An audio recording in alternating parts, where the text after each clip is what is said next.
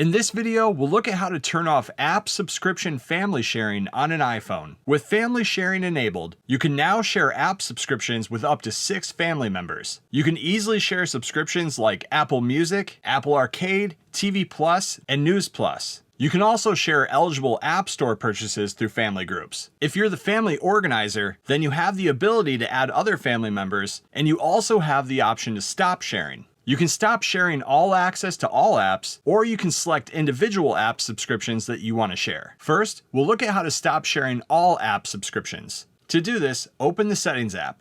At the top of the screen, tap your name. Next, inside of here, select Subscriptions. You'll then see a list of all the app subscriptions that you currently are subscribed to. Scroll down to the bottom and you'll see Share with Family. To turn off all eligible subscriptions, tap the slider on the right to toggle it to off. This will then remove the entire family access to subscriptions. And to share again, just toggle that slider on. Now, if you want to view and enable or disable individual app subscriptions, we'll look at that next. Head back to the main settings page. At the top underneath of your name, tap Family.